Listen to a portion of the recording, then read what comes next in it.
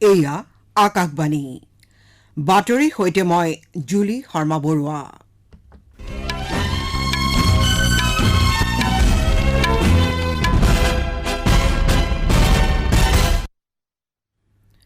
এতিয়া ঘাই ঘাই বাতৰিসমূহ হ'ল ৰাষ্ট্ৰপতি শ্ৰীমতী দ্ৰৌপদী মুৰ্মুৱে দেশৰ ৮০ সংখ্যক স্বাধীনতা দিৱসৰ প্ৰাক সন্ধ্যা আজি ৰাষ্ট্ৰক উদ্দেশ্যি ভাষণ দিব।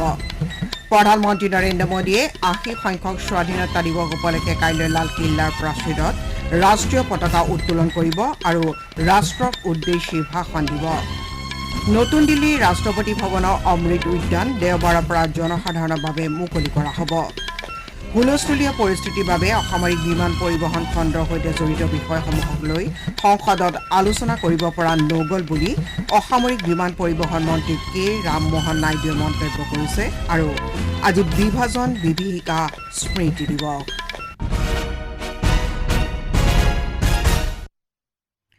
এতিয়া শুনক বিতং বাতৰি। ৰাষ্ট্ৰপতি শ্ৰীমতী দ্ৰৌপদী মুৰ্মুৱে দেশৰ ৮০ সংখ্যক স্বাধীনতা দিৱসৰ প্ৰাক সন্ধ্যা আজি ৰাষ্ট্ৰক উদ্দেশ্যি ভাষণ দিব। আকাশবাণীয়ে সন্ধিয়া ৭ বজাৰ পৰা ৰাষ্ট্ৰপতিৰ ভাষণ পোনপটীয়াকৈ প্ৰচাৰ কৰিব। দূৰদৰ্শনৰ সকলো চেনেল যোগেও এই ভাষণ সম্প্ৰচাৰ কৰা হ'ব। হিন্দী আৰু ইংৰাজী ভাষণৰ ঠিক পাছতেই দূৰদৰ্শনৰ আঞ্চলিক কেন্দ্ৰসমূহে নিজ নিজ আঞ্চলিক ভাষাত ৰাষ্ট্ৰপতিৰ ভাষণ সম্প্ৰচাৰ কৰিব। আকাশবাণীয়ে নিশা ৯:৩০ বজাত ৰাষ্ট্ৰপতি ভাষণৰ আঞ্চলিক ভাষান্তৰ প্ৰচাৰ কৰিব। নতুন দিল্লীৰ ৰাষ্ট্ৰপতি ভৱনৰ অমৃত উদ্যান দেওবাৰৰ পৰা জনসাধাৰণৰ বাবে মুকলি কৰা হ'ব। ৰাষ্ট্ৰপতি ভৱনৰ বাৰ্ষিক গ্ৰীষ্মকালীন কাৰ্যসূচীৰ অংশ হিচাপে ১৫ ছেপ্টেম্বৰ পৰ্যন্ত এমাহৰ বাবে পুৱা ১০ বজাৰ পৰা সন্ধিয়া ৬ বজালৈ বিনামূলীয়াকৈ এই উদ্যান মুকলি ৰখা হ'ব। অৱশ্যে বিয়লি ৫ বজাৰ পাছত উদ্যানখনৰ প্ৰৱেশ বন্ধ কৰি দিয়া হ'ব। এই সময়ছোৱাত প্ৰতি সোমবাৰে উদ্যান বন্ধ ৰখা হ'ব। ৰাষ্ট্ৰপতি ভৱনৰ পৰা প্ৰকাশিত বিবৃতি অনুসৰি ২৯ আগষ্টত ৰাষ্ট্ৰীয় ক্ৰীড়া দিৱস আৰু ৫ ছেপ্টেম্বৰত শিক্ষক দিৱস উপলক্ষে এই দুটা দিনত ক্ৰমে ক্ৰীড়াবিদ আৰু শিক্ষকসকললৈ উদ্যানত বিশেষ প্ৰৱেশৰ সুবিধা প্ৰদান কৰা হ'ব। উদ্যানৰ প্ৰৱেশ আৰু প্ৰস্থানৰ বাবে নৰ্থ এভিনিউ পথৰ সমীপত থকা ৩৫ নম্বৰ দুৱাৰ ব্যৱহাৰ কৰিবলৈ জনসাধাৰণক বিবৃতিযোগে আহ্বান জনোৱা হৈছে। ৰাষ্ট্ৰপতি ভৱনৰ ৱেবছাইটৰ জৰিয়তে উদ্যান পৰিদৰ্শনৰ সময় আগতীয়াভাৱে পঞ্জীয়ন কৰিবলৈ জনসাধাৰণক আহ্বান জনোৱা হৈছে। বিৰোধী পক্ষই সৃষ্টি কৰা হুলস্থুলীয়া পৰিস্থিতিৰ বাবে সংসদৰ বৰ্ষাকালীন অধিৱেশন অনিৰ্দিষ্টকাললৈ স্থগিত ৰাখিবলগীয়া হোৱাত অসামৰিক বিমান পৰিবহণৰ দৰে অভিলাষী খণ্ডসমূহৰ সৈতে জড়িত বিষয়সমূহক লৈ সদনত বিশদভাৱে আলোচনা কৰিব পৰা নগ'ল বুলি অসামৰিক বিমান পৰিবহণ মন্ত্ৰী কে ৰামমোহন নাইডুৱে মন্তব্য কৰিছে। মন্ত্ৰীগৰাকীয়ে সামাজিক মাধ্যমযোগে কয় যে সদনৰ মজিয়াত অসামৰিক বিমান পৰিবহণ খণ্ডৰ সৈতে জড়িত ২৮টা তৰাযুক্ত প্ৰশ্নৰ উত্তৰ দিবলৈ তেওঁ আগ্ৰহেৰে বাট চাই আছিল। এই সংখ্যা ২০১৩ বৰ্ষৰ বৰ্ষাকালীন অধিৱেশনৰ সময়ছোৱাত সোধা ১৪টা তৰাযুক্ত প্ৰশ্নৰ তুলনাত প্ৰায় দুগুণ বুলি শ্ৰী নাইডুৱে উল্লেখ কৰে। সমগ্ৰ দেশে কাইলৈ ৮০ সংখ্যক স্বাধীনতা দিৱস উদযাপন কৰিব। এই উপলক্ষে প্ৰধানমন্ত্ৰী নৰেন্দ্ৰ মোদীয়ে লালকিল্লাৰ প্ৰাচীৰত ৰাষ্ট্ৰীয় পতাকা উত্তোলন কৰিব আৰু ৰাষ্ট্ৰক উদ্দেশ্যি ভাষণ দিব। সংসদৰ উভয় সদনৰ কাৰ্যক্ৰমণিকা অনিৰ্দিষ্টকাললৈ স্থগিত ৰখাৰ পাছত কালি বৰ্ষাকালীন অধিৱেশনৰ সামৰণি পৰে। যোৱা ২০ জুলাইত আৰম্ভ হোৱা সংসদৰ এই ২৫ দিনীয়া বৰ্ষাকালীন অধিৱেশনৰ সময়ছোৱাত মুঠ ১৯ দিন বৈঠক অনুষ্ঠিত হয়। অধিৱেশনৰ সময়ছোৱাত বিভিন্ন আইনী আৰু ৰাষ্ট্ৰীয় বিষয়ক লৈ আলোচনা অনুষ্ঠিত হয়। ৰাজ্যসভাৰ কাম কাজ অনিৰ্দিষ্টকাললৈ স্থগিত ৰখাৰ পূৰ্বে দিয়া সামৰণি মন্তব্যত উচ্চ সদনৰ সভাপতি CP ৰাধাকৃষ্ণনে সদনৰ কাম কাজ বাৰে বাৰে ব্যাহত হোৱাক লৈ উদ্বেগ প্ৰকাশ কৰে।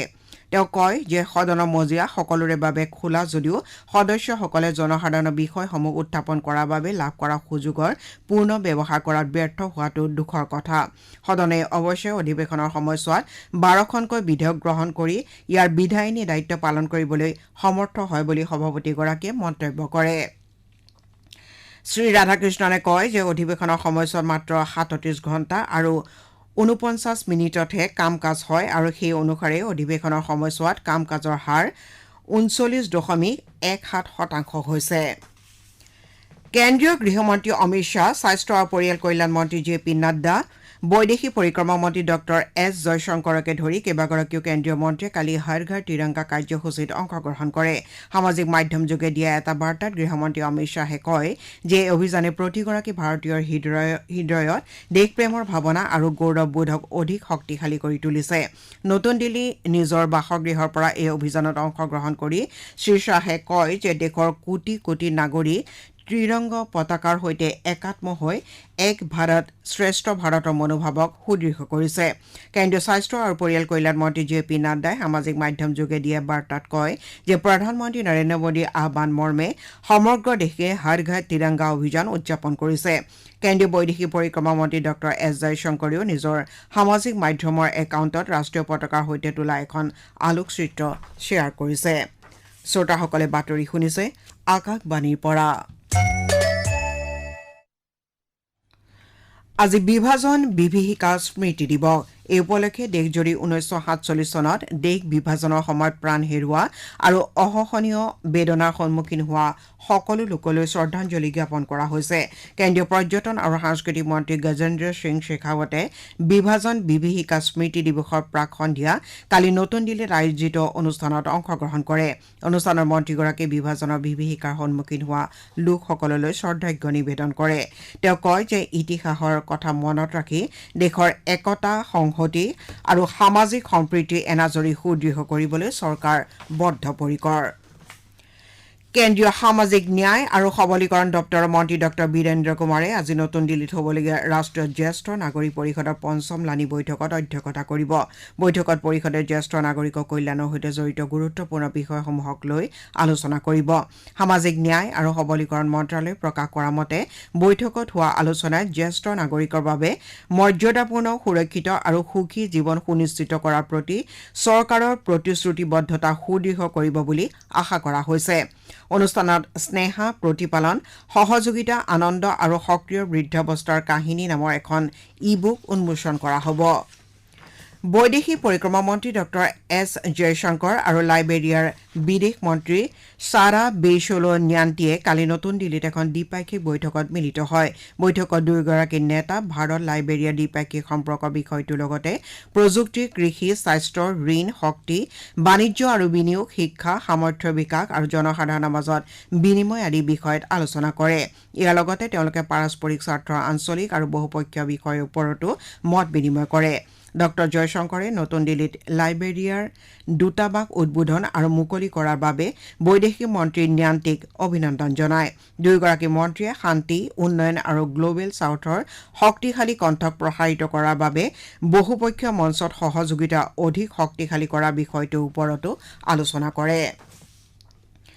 নেপালৰ ৰোলপা জিলাত হোৱা ভূমিস্খলনৰ ফলত কমেও 7জন লোক নিহত হোৱাৰ লগতে আন 5জন লোক নিৰুদ্দেশ হৈছে বুধবাৰে সন্ধিয়া কাঠমাণ্ডুৰ পৰা 450 কিলোমিটাৰ পশ্চিমত অৱস্থিত থাৱাং গ্ৰাম্য পৌৰসভাৰ কোটালবাৰা গাঁৱত হোৱা প্ৰচণ্ড বৰষুণৰ ফলত এই ভূমিস্খলন হয়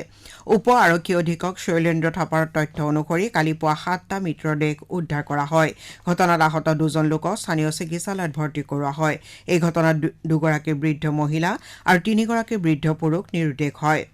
নেপালৰ সেনা আৰু আৰক্ষী জোৱানসকলৰ অনুসন্ধান আৰু উদ্ধাৰ অভিযান অব্যাহত আছে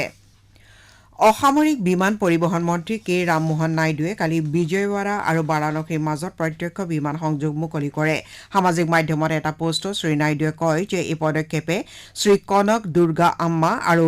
বাবা কাশী বিশ্বনাথ মন্দিৰৰ মাজত তীৰ্থযাত্ৰা পৰ্যটনক অধিক শক্তিশালী কৰিব তেওঁ লগতে কয় যে প্ৰধানমন্ত্ৰী নৰেন্দ্ৰ মোদীয়ে আল্লুৰী সীতাৰামাৰ ৰাজু ভোগাপুৰম বিমানবন্দৰৰ উদ্বোধন কৰাৰ পাছত বিজয়ৱাড়া ৰাজমুন্দ্ৰী আৰু কডাপাৰ নতুন বিমানবন্দৰৰ টাৰ্মিনেলৰ কাম সম্পূৰ্ণ হোৱাৰ পথত স্কোৱাড্ৰন লিডাৰ ভাৱনা কান্তে গোৱালিয়ৰস্থিত সামৰিক তথা বিমান যুদ্ধ বিকাশ প্ৰতিষ্ঠানৰ পৰা ফাইটাৰ কম্বেট লিডাৰ হিচাপে যোগ্যতা অৰ্জন কৰা বায়ুসেনাৰ প্ৰথম মহিলা বিষয়া হিচাপে ইতিহাস ৰচনা কৰিছে বায়ুসেনাৰ সামাজিক মাধ্যম যোগে এই বিষয়ে সদৰি কৰি ভাৱনাৰ দক্ষতা আৰু সমৰ কৌশলৰ ভূয়সী প্ৰশংসা কৰিছে বাতৰি শেষ কৰাৰ আগতে প্ৰধান বাতৰিকেইটা আকৌ এবাৰ পঢ়ি দিছোঁ ৰাষ্ট্ৰপতি শ্ৰীমতী দ্ৰৌপদী মুৰ্মুৱে দেশৰ 80 সংখ্যক স্বাধীনতা দিৱসৰ প্ৰাক সন্ধ্যা আজি ৰাষ্ট্ৰক উদ্দেশ্যি ভাষণ দিব প্ৰধানমন্ত্ৰী নৰেন্দ্ৰ মোদীয়ে ৮০ সংখ্যক স্বাধীনতা দিৱস উপলক্ষে কাইলৈ লালকিল্লাৰ প্ৰাচীৰত ৰাষ্ট্ৰীয় পতাকা উত্তোলন কৰিব আৰু ৰাষ্ট্ৰক উদ্দেশ্যি ভাষণ দিব নতুন দিল্লীৰ ৰাষ্ট্ৰপতি ভৱনৰ অমৃত উদ্যান দেওবাৰৰ পৰা জনসাধাৰণৰ বাবে মুকলি কৰা হ'ব আৰু আজি বিভাজন বিভীষিকা স্মৃতি দিৱস